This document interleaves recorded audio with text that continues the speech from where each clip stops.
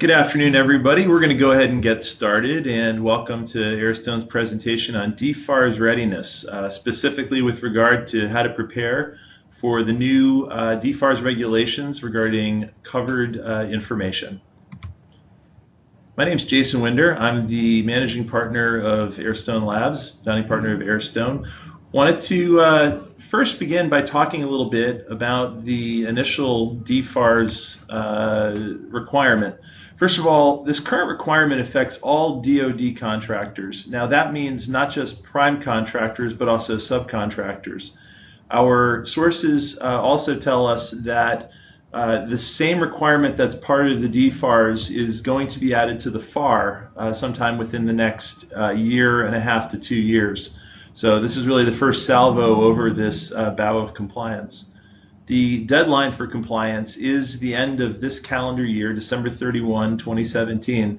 And whilst we don't have any information just yet on the ramifications of not complying, certainly our best guess is that the government could use this as a mechanism for disqualifying bids, or perhaps steering work away from certain contractors and towards others who are compliant.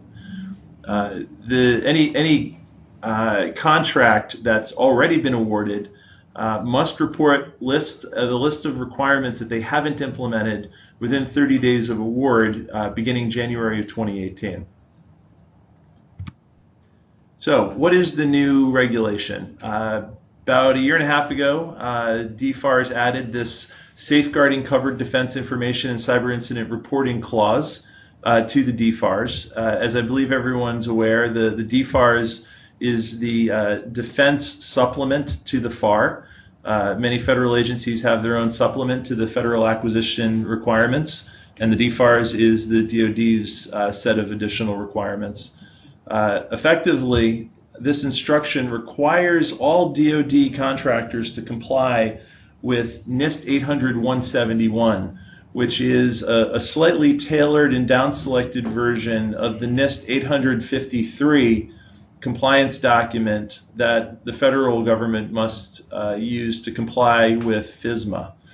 The requirements in NIST 800-171 are still rather comprehensive. There are more than 70 controls that need to be complied with.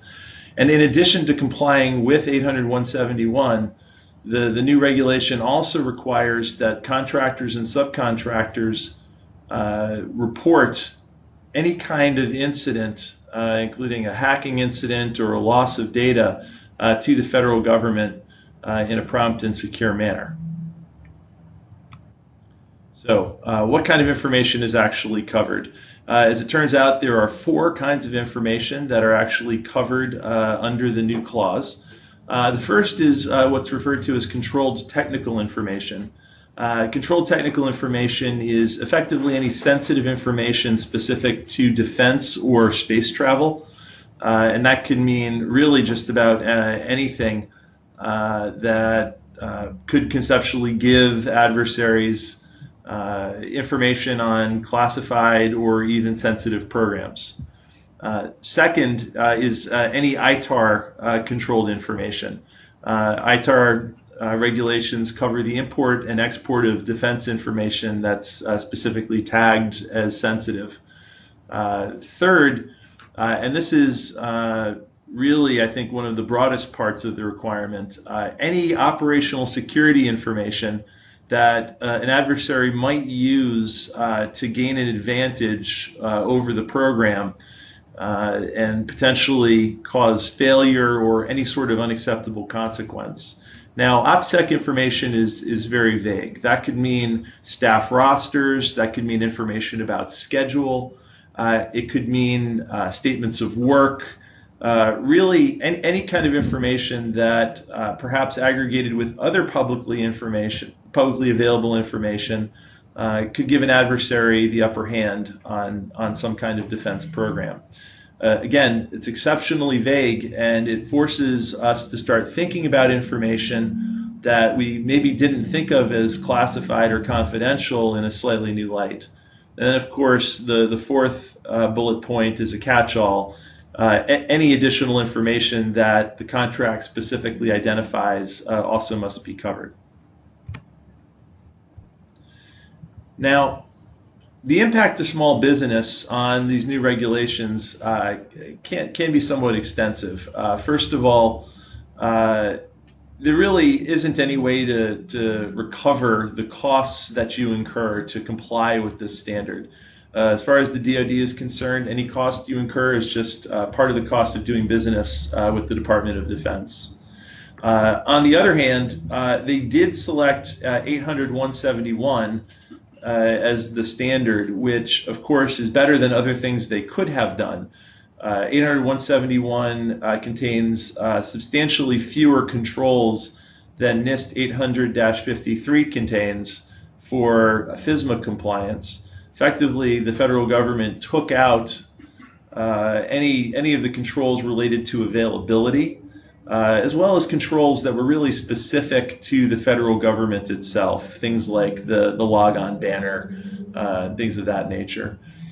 So it is better than it could have been, but it still is a rather large lift and contains a lot of items that are specific to policy. And it's also worth mentioning that some of these requirements, depending on the maturity level of the organization involved, might require additional software or hardware in order to achieve compliance. We've done quite a number of these assessments so far, and one thing that most companies we've worked with fails is the multi-factor authentication requirement. That is part of the NIST 800-171 standard, and very few organizations, especially small to medium-sized companies, have implemented multi-factor authentication. So there is definitely a cost lift and ultimately a cost of ownership lift required to comply, and there's unfortunately not much we can do about that. With that preamble in place, I'm going to turn it over to Mr. John Pattinson, who's Aerstone's vulnerability assessment and pen testing lead, to talk you through the actual path towards compliance. John? Thanks, Jason, and thanks everybody for calling in. So let's let that dramatic slide transition just soak over everybody. So now you know a little bit more about DFARS, or at least now you're aware of what DFARS is, and so now you're presented with this new requirement to be compliant. Great. So now what? These next couple of slides are really going to kind of go over the initial steps. If you've never gone through an assessment of any kind before, you should take to kind of get going. So this slide you're looking at here is, what is the goal? You know, when we talk about compliance, really, what is compliance? What do you really need at the end of the process? So what DoD is going to be doing in their source selection is, in part of your proposal, you're going to have to, they may ask to provide information on how are you complying with 800-171. So you're going to need to know which controls, which requirements you are complying with and how you're doing it. And on the other hand, if you're not in compliant with some of these requirements, you're going to have to present what we call a plan of action and milestones. So these are things DoD is going to ask, and you're going to need to be prepared to provide. So essentially, when you talk about compliance, those are the two main things you need. Nobody ever is 100% compliant, but knowing where you stack up against 800-171 is essentially what that goal is. Next.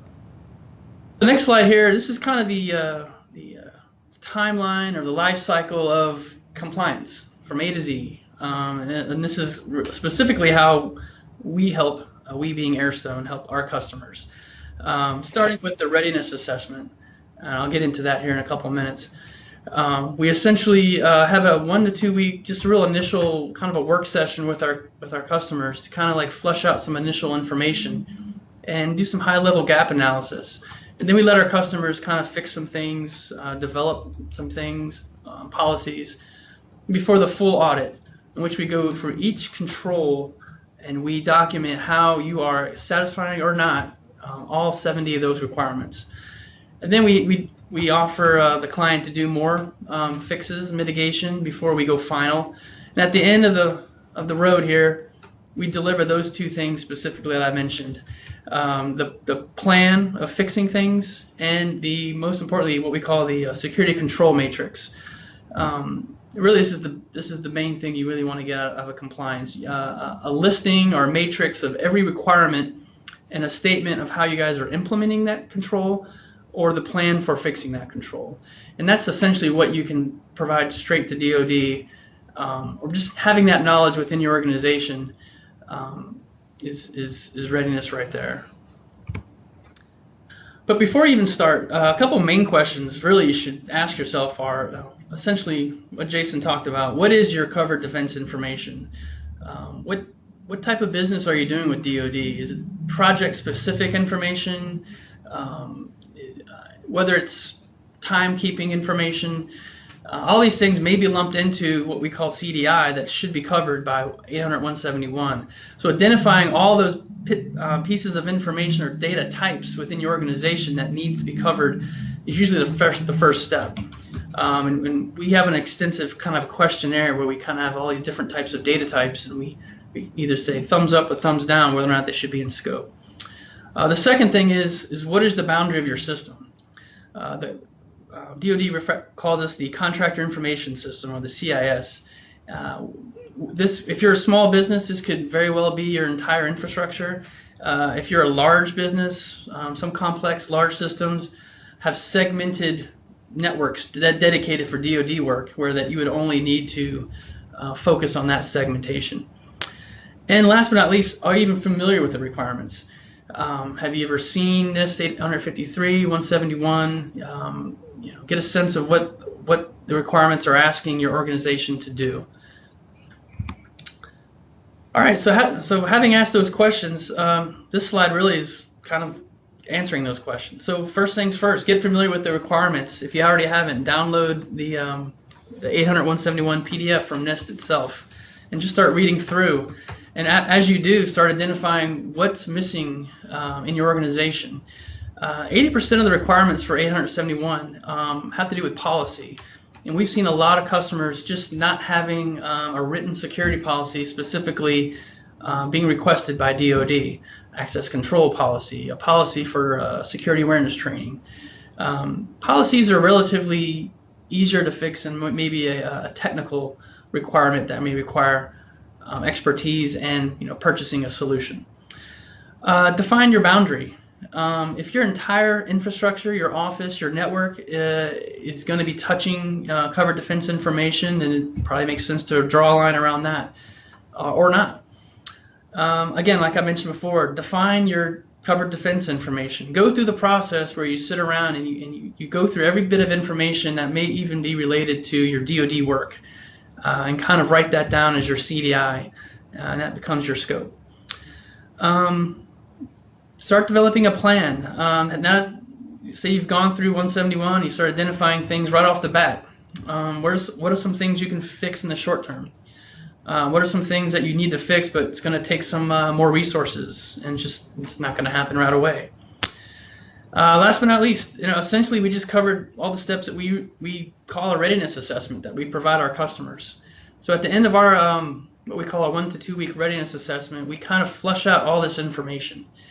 Just from doing some interviewing and some maybe light technical scanning, we put together a package that defines your CDI, your boundary, some high-level gap analysis, and some short-term fixes. Basically preparing you for the full audit. Which at some point, whether you do it yourself or have a third party do, is going to be what really identifies how you're in compliant with 171. So that's it. Right now we're going into questions, if there are any. Or Jason, I don't know if you have anything else to add to the... No, I think that covers it rather well. The bottom line is that there is a substantial amount of work that needs to be done here, regardless of company size. Certainly, the larger a company is, the more work needs to be done. The more mature your security policies and controls are, the better shape you're in. This is, on one hand, a substantial lift being levied on industry. On the other hand, it also does make a lot of sense. And I know it's rough to have a timeline dictated to you by the federal government for things. Certainly, this might not have been a priority for many of us. However, it's not like anything they're asking for doesn't make good common sense and isn't valuable in and of itself. Certainly, in today's increasingly scary world of digital intrusion, it does make sense to have some minimum set of controls in place and some minimum policies in place to ensure that the information that you believe to be sensitive can remain protected. And that's sort of the spillover effect of implementing a solid DFARS compliance environment, that it really does help an organization control not just covered defense information, but really all the information that an organization might deem sensitive or proprietary, whether that's intellectual property or employee personally identifiable information or HIPAA information or what have you. Right, and it's and a lot of times it's not as daunting as it may seem if you've never had to go through this process. A lot of these controls are, I don't want to call it common sense, but there's things like, if requiring you have a password or user accounts to log on to your system. I'm hoping everybody is already at that level, but so we've also found that a lot of organizations have things we can leverage that you may not be aware of, that you're already doing. You maybe just haven't written it down. So there's things to consider. It's not really just a total uphill, daunting mission ahead of you. Sure. So I guess with that said, we'll open the floor to comments and questions. Certainly, if anyone has any questions, we'd be happy to address them. We have one question so far. First question is, what are the consequences of non-compliance? So we covered that a little bit in the beginning. The government has not stated exactly what they're going to do for organizations that choose not to comply. Our best guess is that this will be used as a way to narrow down the field on proposals, potentially to push out contractors in favor of other contractors. Certainly some organizations might play hardball and just require it regardless. But when we've seen requirements like this in the past, they've typically very first been used as a way to just make life a little bit difficult for contractors that they might want to steer work away from to begin with. So, John? Yeah, maybe to add to that as well. So essentially, you're going to be asserting in a proposal that you're DFARS compliant and at some level. So I guess whatever, just like you assert anything else in a proposal, that if it comes out that it's not happening, whatever penalties that would be, it depends on the contract. So it's just another, I guess, line item that you're going to have to address during the solicitation process. Absolutely. Another question came in. How much of this are we able to do ourselves? Well, it's a very good question. I think the answer to that very much is it depends.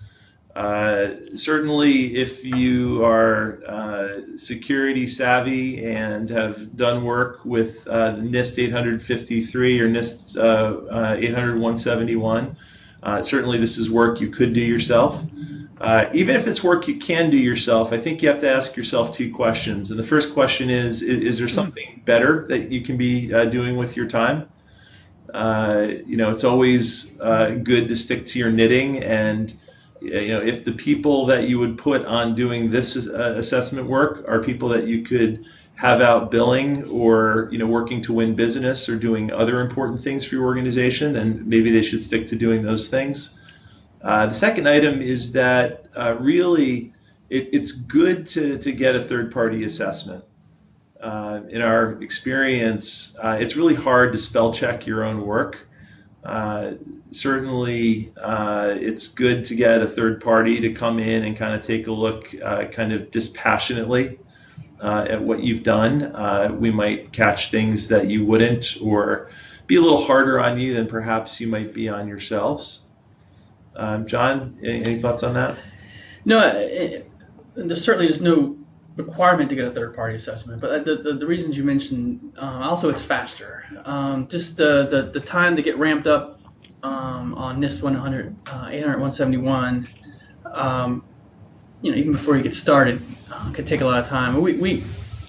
I guess, we've gone through a small business from A to Z in 4 to 5 weeks, and then that's it. And then the time that we take up from our customers is when we do our interviews and maybe a day or two on site. So I would say from a time standpoint, it's probably quicker.